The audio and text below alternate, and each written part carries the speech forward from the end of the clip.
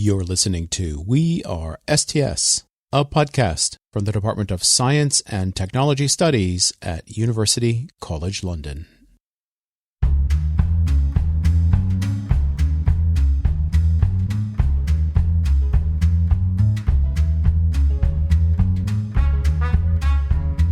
Hi everybody, and welcome back to WeAreSTS. I'm your host, Professor Joe Kane. This is episode 6.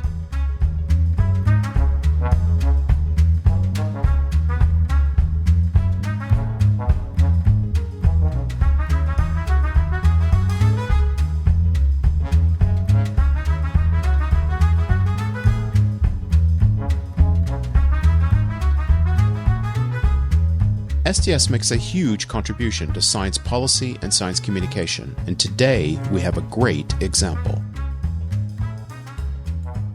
I've put in a call to Dr. Melanie Smallman. She's Associate Professor of Science and Technology Studies in our department. Melanie has worked on loads of policy and communication projects. She's worked in the UK government, and she's run her own communication business. Melanie's a great teacher, and she's a brilliant colleague.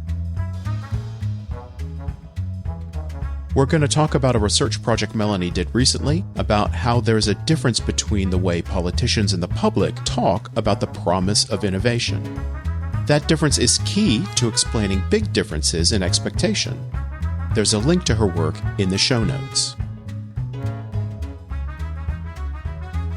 The paper describing her research is called Science to the Rescue or Contingent Progress. We're talking over a telephone line. I start by asking Melanie to introduce herself.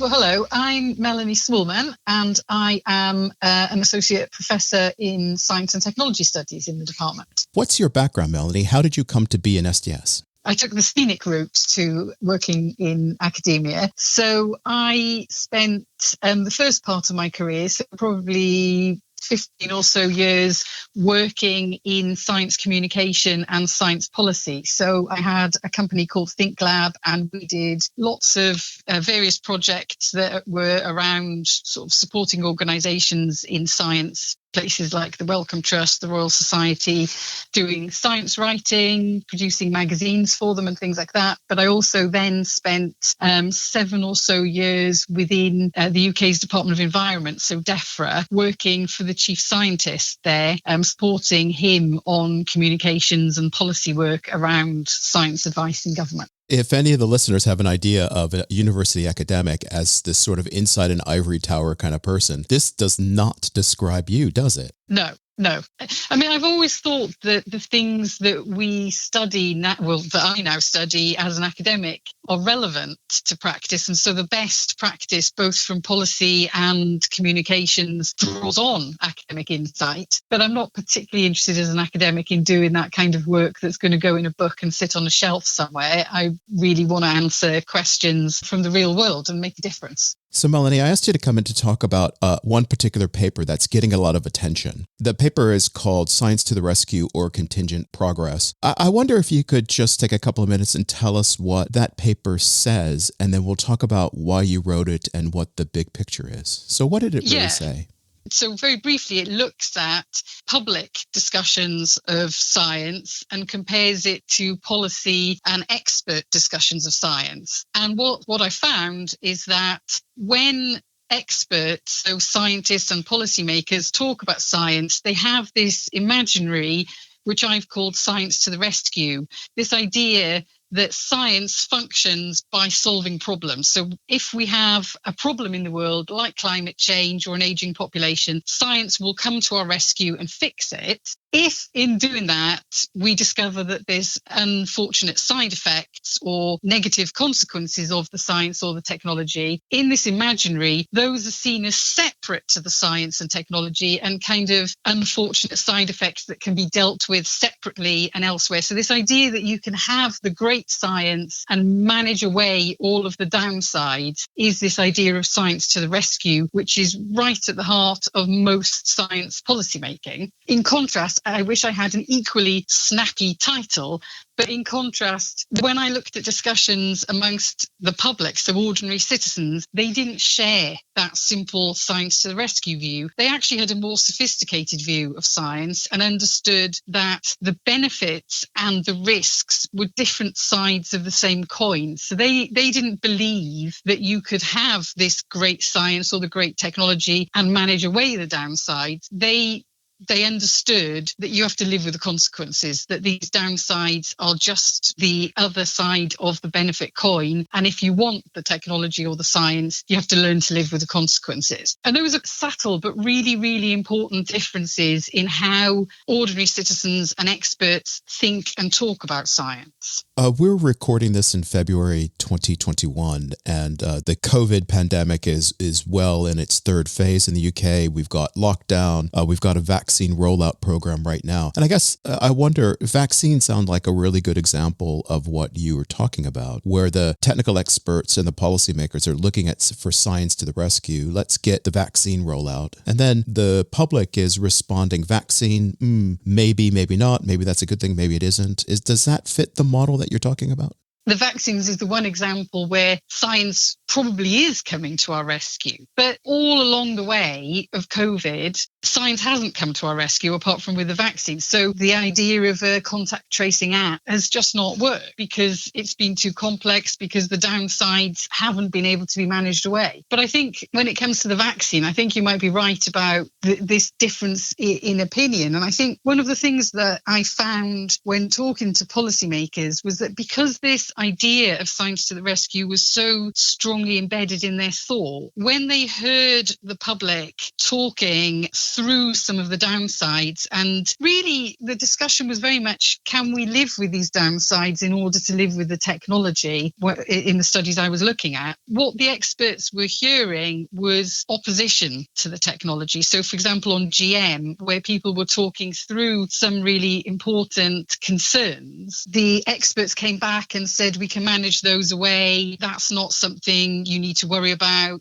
It kind of lacked credibility amongst the public, who just didn't believe that the downsides could be managed away. And I wonder if there's an element of that with the COVID vaccines, is that we need to listen quite hard to what people who are concerned about the vaccines are saying, rather than just saying it won't hurt you, it's fine.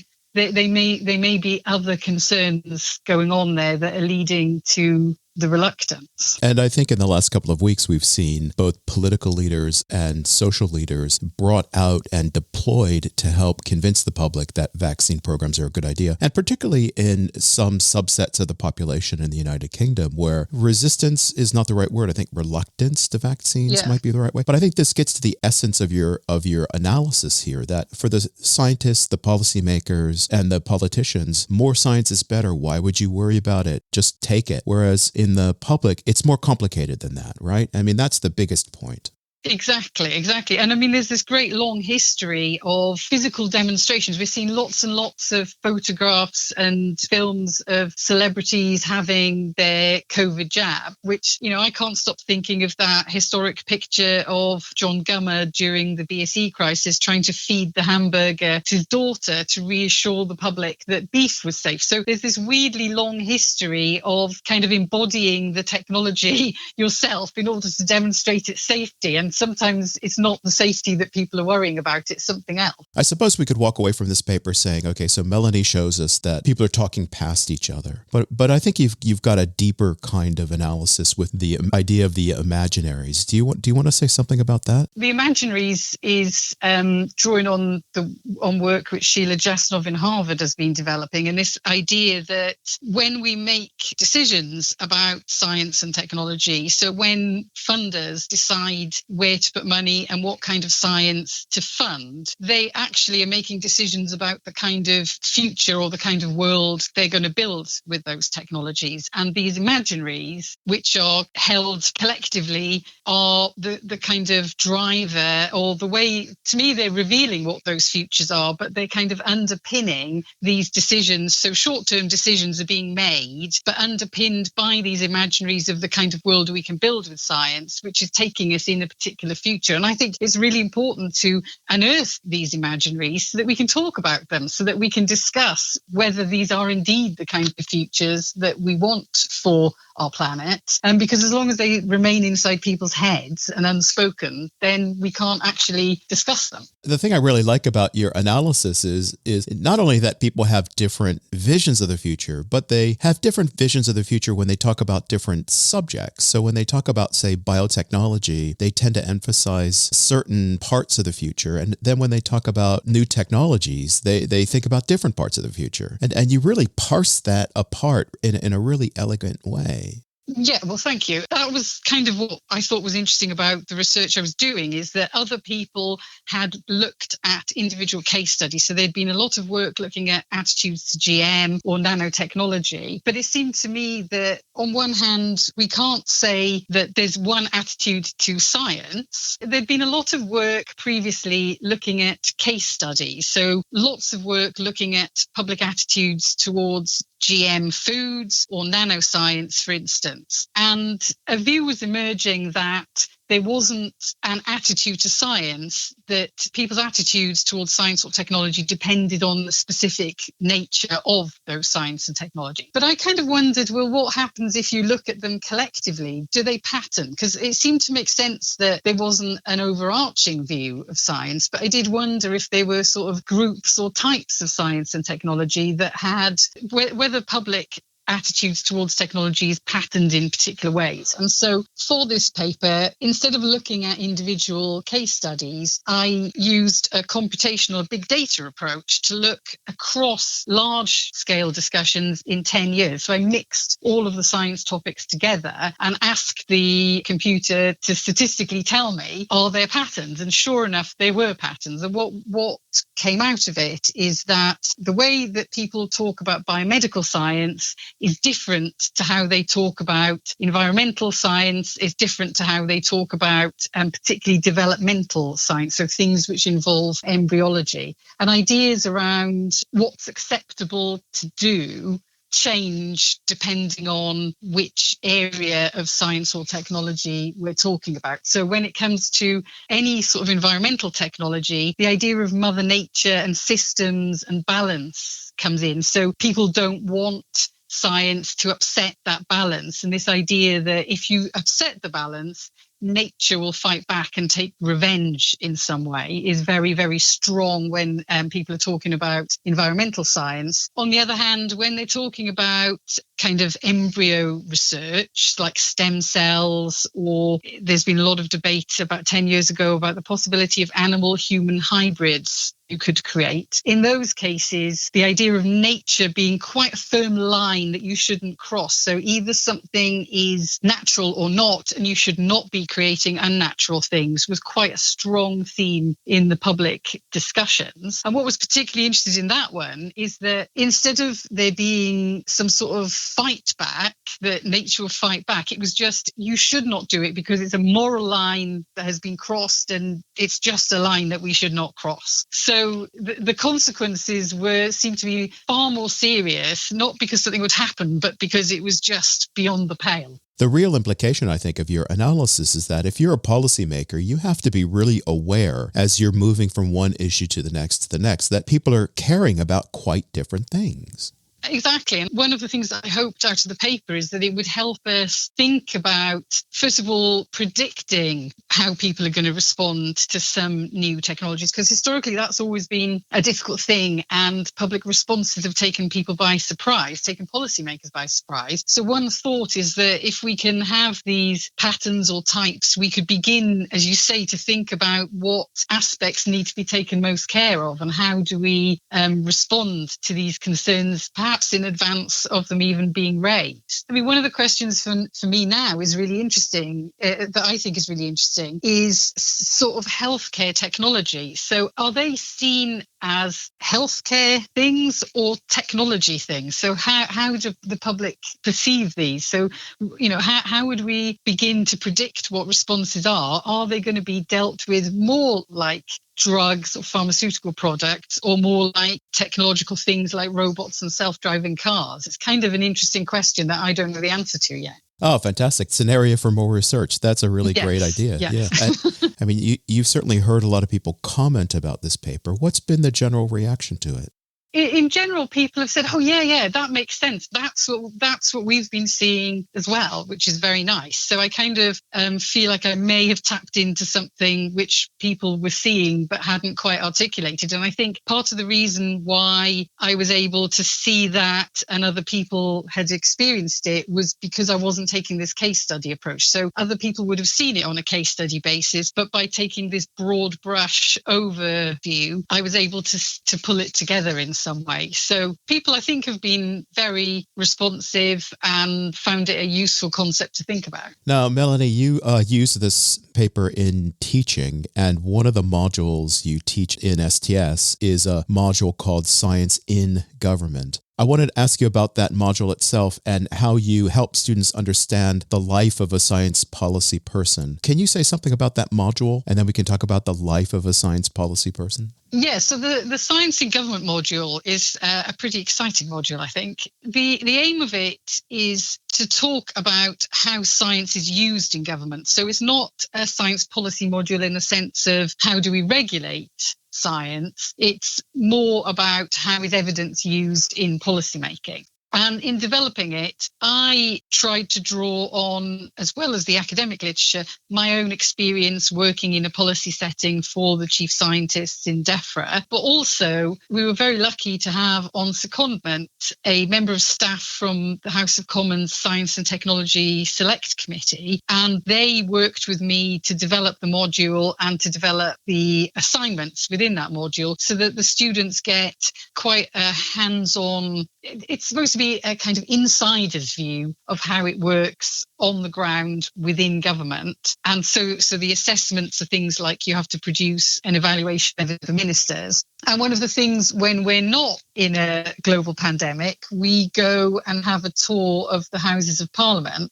We visit the Palace of Westminster. We go and see a select committee. And one year we even got into the main chamber and saw part of, it was housing question time we saw, because that's what was on. But it's super exciting going in and walking through those corridors of power and seeing the members of Parliament wandering round and just literally going inside the policy-making machinery and seeing how it happens is quite an exciting aspect of the module. Do you still get a thrill going into the Houses of Parliament, you yourself? Yeah, but yes, and you're supposed to. So I don't know if you know this. So it feels a bit like a cathedral, but with very non-religious imagery around it. And the idea is that it's supposed to make you feel uncomfortable there because the architect didn't want members of Parliament to feel that they belonged there. They were entitled to be there. So the whole physicality of the building is supposed to remind our elected representatives that they're there because we are allowing them to be there, not because they should be there. Looking at the student work, the work that the students produce, it's amazing to see that transformation that you help guide them through. Because your emphasis is on that merging of theory and practice and real life experience, you can see that subtle transformation where they're not just talking abstract, isolated theory. They're talking about the real world in some very tangible ways. I realise that most of our students are not going to become academics. They're going to get jobs in the real world. I hope that's what they're going to do, because that's where they're going to change the world, perhaps. And by the time you're in your second year, you're, months, I hate to say it to them, they're months away from applying for jobs. And so, particularly in this module, I want them to be able to produce a piece of work that they can go and show potential employers in the future and talk about in a job interview. Because when jobs are advertised in in policy. So, they're looking for a policy officer to work for a learned society or something. The job adverts always say they want somebody with experience of writing briefings for policymakers. Yeah, sure, they'd love somebody who's spent 2 years doing that, but they don't really care whether you've done that. What they want is somebody who knows what the challenges are and what the important things are. So I can teach students that so that in a job interview situation, they can have that conversation with the interviews and say, well, when I was writing a policy briefing as part of my degree course, the things that I understood to be important are these, and these are the things I would be looking to do if I was working for you, which, that puts you in a really good position, a head start against other new graduates in getting a job. So all of the time I'm conscious, I'm thinking, how is this going to help the students get a job and get a head start in the job market, because I know they're good enough to get these jobs. Melanie, one of the dominant images I have in my mind of you is you speaking to a House of Commons select committee. You've done that a couple of times. You seem very comfortable in that environment. Can you talk a little bit about what that's like to be asked to come to be an expert witness, and what does it feel like to give advice to Parliament? Well, it's completely terrifying. So I'm glad you said that I looked comfortable, because it is probably the most anxious that I've ever been. And I've done lots of things in my life, but being asked to give evidence in front of a select committee was completely terrifying, because I guess I didn't know what to expect. It felt important. It felt important that I get it right. I mean, I've done it twice now, and I think the second time I was slightly more relaxed, but I probably did a better job the first time. In reality, it wasn't as traumatic as I expected, because the select committee members are genuinely trying to gather information. They're not trying to cross-examine you or catch you out. They genuinely want to hear what you think about the topic they're looking at. It was quite a traumatic experience, I've got to say. Well, you've recovered very well from your traumatic experience. Well, it was stressful but important, and it's important that we do this, because it's vital that Parliament gets access to good advice and a range of perspectives. So, Melanie, we're coming to the end of the interview, but let me ask you one big question, which is, so we're talking about this paper of yours, Science to the Rescue or Contingent Progress. And the question I really have is, why is something like science policy, why is that STS? Where does that fit? I think it very much is STS, because I think that we are interested in how science and technology are shaping our lives, both through changing social structures and social institutions, shaping how people feel about themselves and about the world, but also about how it's used and managed and governed. So, the science policy bit, and what does science and technology mean for democratic institutions? I think that really linked in with the wider kind of questions that we ask. And the Science to the Rescue paper, that specifically looking at public discussions about science and technology. And the point of those discussions was to influence policy. So they had all been organised by the UK government ScienceWise programme, which was trying to look at public attitudes and public discussions of technology to try and shape policy around them. So all of these things are interconnected and are really important to look at collectively. And the follow-up paper that I wrote that builds on the Science to the Rescue imaginary, in that I argue that imaginary that science can solve all of our problems and that any social and ethical issues are separate to the technology themselves. I talk about how the way that policy is made automatically separates those things out because it reflects that imaginary. And as a result, citizen views are very, very difficult to be built into policy making. So all of these things work together and are connected in complex ways, but really, really important ways, because science and technology is shaping our world. And if we want to understand how it's shaping the world, we have to try and pull this apart in any way we can, and all of the ways we can. And this is one of the ways that we could try and make sense of it, take it apart, and maybe put it back together again in a way that we're all happier with. It's a brilliant example of using tools from sociology and communication in order to look at policy analysis, ultimately with the goal of making policy analysis better. It's a really fantastic paper. So we'll put links on the show notes about how to access the paper and notes to anything else you want to give us. So Melanie, thanks very much for joining us. It's been a fantastic discussion, and good luck with your further research. Thank you. And I look forward to seeing, hopefully, some of the listeners as our students in the future. Amen. Right. Thanks very much, Melanie. Bye now. Bye.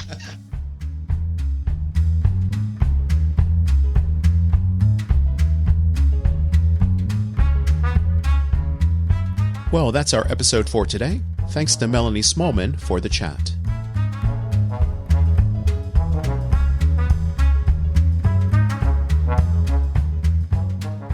The paper describing her research is called Science to the Rescue or Contingent Progress. It's published in the journal Public Understanding of Science.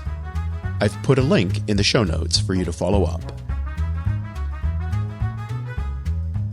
Music today was Rollin' at 5 by Kevin MacLeod. It's available on the website filmmusic.io.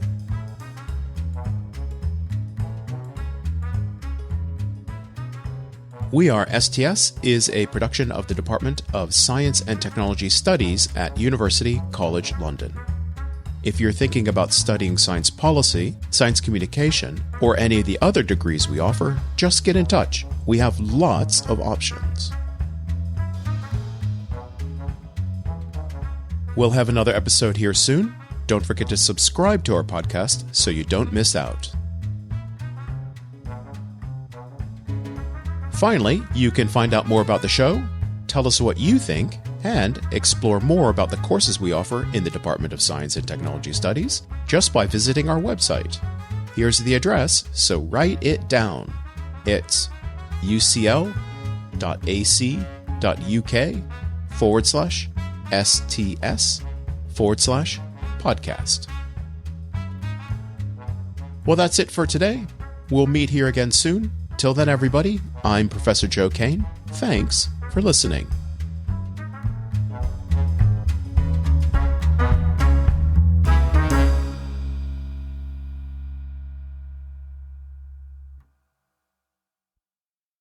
You've been listening to WeAreSTS, a podcast from the Department of Science and Technology Studies at University College London.